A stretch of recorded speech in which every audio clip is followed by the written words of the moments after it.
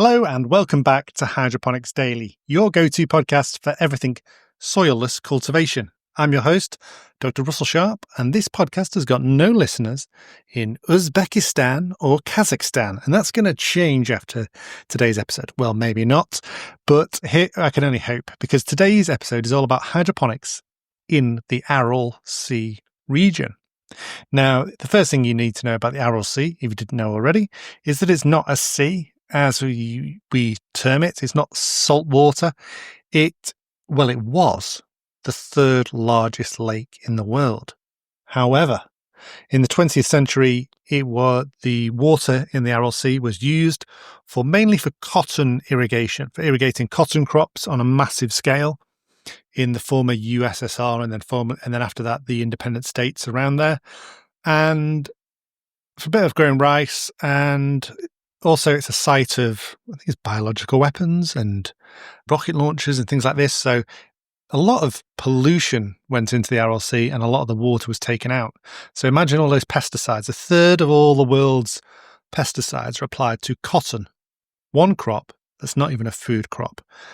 And so you think about all the nasty pesticides, the residual, highly toxic pesticides that were put onto the land around the Aral Sea. And then as the lake dried up, all those pesticides were concentrated. And so the people who live there really struggle to get good, fertile soil that's healthy to grow crops.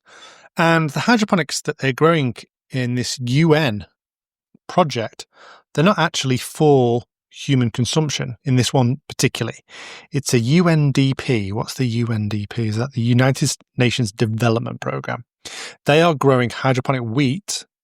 And so it's basically microgreens again, but young, maybe 10 centimeters, 3 inches, 4 inches, wheat plants that are then used for fodder, for animal feed, for chickens. And obviously the wheat won't grow in the soil around the Aral Sea.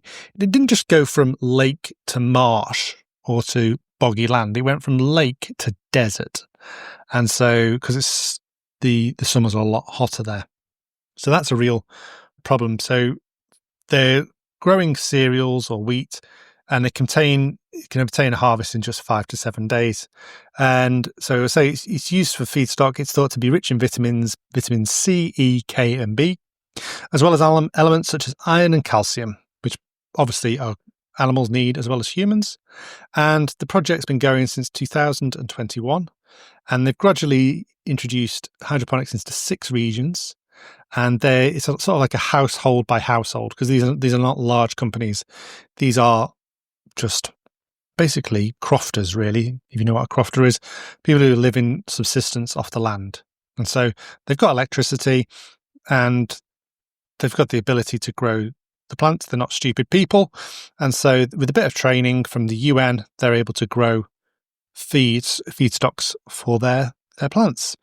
And so the good thing about it as well, a lot of the people who are growing the crops are women. So it's empowering women in these regions and training them up for what is a highly skilled job, really. So normally they would be relying on feedstocks coming in from abroad, expensive imports, things like this. But the feed can grow much better with this material. So the nutritional value of the feed increased by 13.4%. The calcium content 34%, and so that has a positive effect on the milk and the eggs, and I guess if they're eating the chicken as well. So one of the ladies said, Ulmaken from the Chimbay region, she has a family of 8, and she was struggling with unemployment, and said, we have 8 people in our family.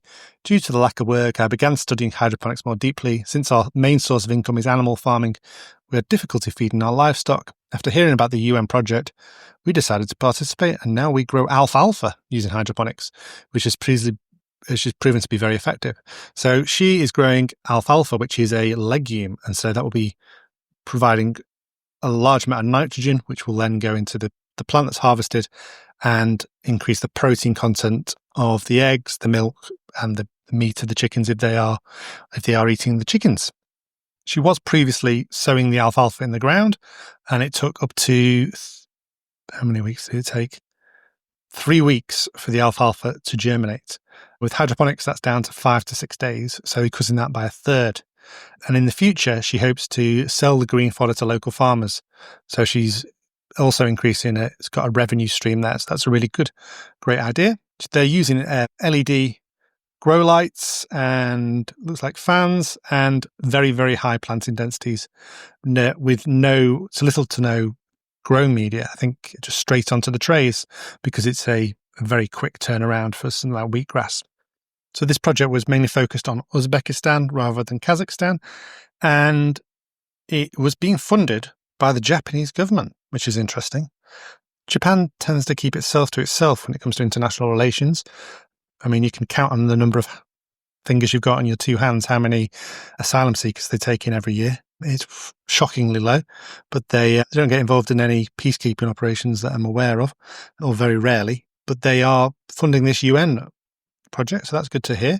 And hopefully it's a success, and the people of Uzbekistan will increase their economic wealth in what is a very harsh place to live. It's one of the most vulnerable places in Uzbekistan to live with the challenges that come from living in what was a shrinking lake bed. So, yeah, rather than me.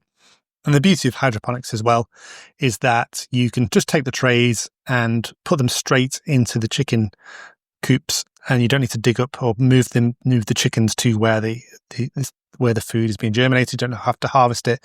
Just throw the tray or the mat straight in there. So it does suit itself to chicken feed. And perhaps the most infamous area of the Aral Sea is Vozrodeniya Island, which is no longer an island. There's a couple of islands. There used to be a lake full of islands, and now they've all dried up and they're just part of the landmass.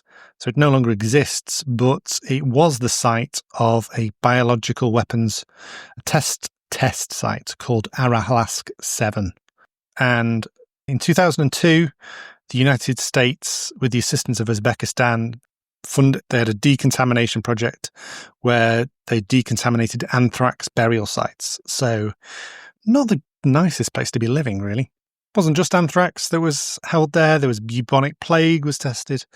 There smallpox, all sorts of lovely biological, horrible diseases that the Soviets were developing into biological weapons. And every now and again, as is the case with any of these sorts of weapons, there was the accidental release and a fair few people died in the local area. So not very cool, but a long way from Moscow. So who gives a proverbial? So let's have a look, see how close that biological weapons site is to where this hydroponic setup is. Excuse me 1 second while I Google it. It's about 150 kilometers. So the hydroponic site is about 150 kilometers along the dried up lake bed from the biological weapon site on Vozrodeniya Island, as it was, or Alaska 7 was the name of the biological weapon site. So pretty grim. If you've been there, let me know. If you've like to know more about these sorts of Cold War sites, I'll try and introduce some more of them. Let's try and get some Soviet hydroponics into tomorrow's episode. That'll be a good one, won't it? Some old Cold War Soviet or even Chinese hydroponics. Did they do anything during the Cold War to do with hydroponics? That would be interesting if you know, let me know before tomorrow and I'll research it. Thank you very much for listening to Hydroponics today. I'd like to feature stories from other countries and countries that wouldn't normally feature in the press, the horticultural or normal press. If you've got any other stories that you think are interesting, worth me researching, then let me know. Until tomorrow, thank you very much for listening and goodbye.